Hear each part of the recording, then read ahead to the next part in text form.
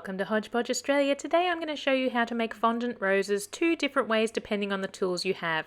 You can have these nice easy roll cutter, and you can also just have a simple flower petal cutter with a circle cutter if it makes it a little bit easier. I've got a fondant roller, a ball tool, I have a foam pad, and I have some fondant. You don't have to have the foam pad and the ball tool, but it does make for nicer petals if you do. So starting off with the easy rose cutter, just roll out some fondant, use the cutter to press down, give it a little bit of a jiggle to get that to move. Take off the excess fondant, and if you like things easy, then put down a little bit of corn flour to make sure that your fondant doesn't stick to your mat. But I like a challenge, so I'm going to make things difficult for myself. But also you'll find out a little bit later why I also don't put down the corn flour.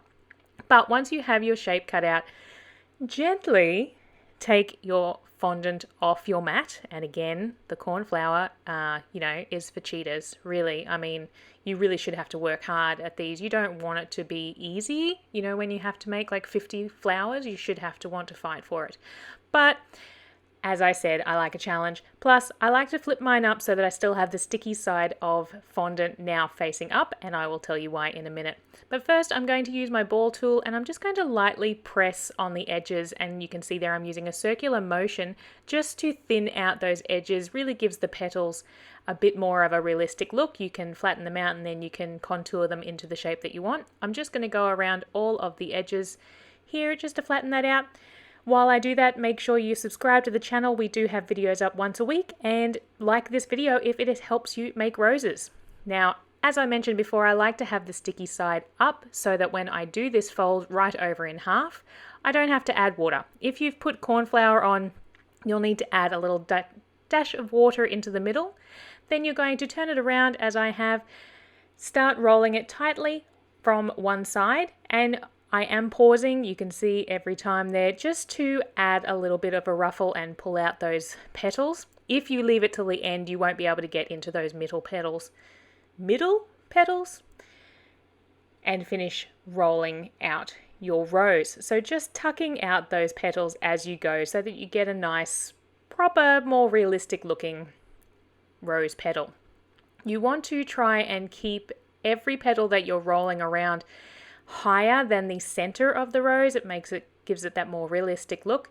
If you want more than sort of the rosebud look of your rose, just roll out another lot and start from the outside just to give it more of a fuller rose shape. But there I'm just going to use my thumbs to give a little bit of a curl to the petals. You will always have a big chunky bottom bit at the bottom. Nothing wrong with that, but just twist it off if only it was that easy. That is using the simple rose cutter that you will see a lot. If you don't have one, you don't want to invest in it, you just can't locate it in time, but you do have a petal cutter, here is another way that you can do an easy rose. So you can see I've cut out two there, and I'm just using a circle cutter to cut out the center. You can also just use a knife if you don't have a circle cutter. This one is a little bit more time consuming because you're going to have to pick up each petal individually, but I'm also placing that on my foam pad.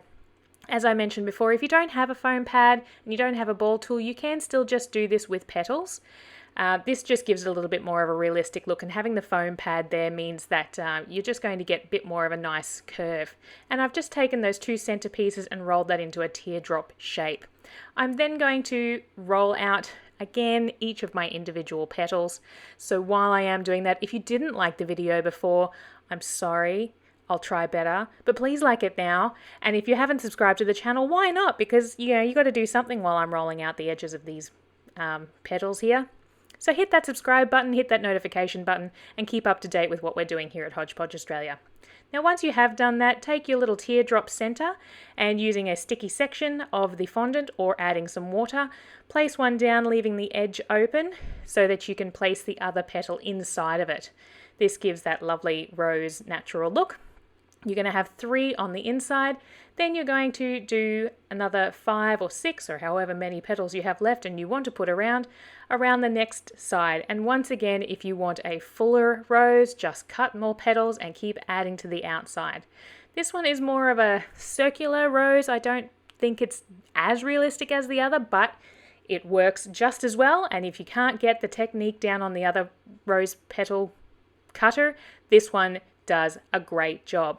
That is 2 different ways to make fondant roses. Thank you so much for tuning in. Make sure that you keep abreast with what's happening on this channel.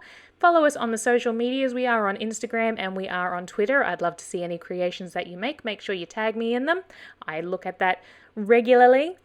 Thank you so much for watching, and we'll see you again real soon.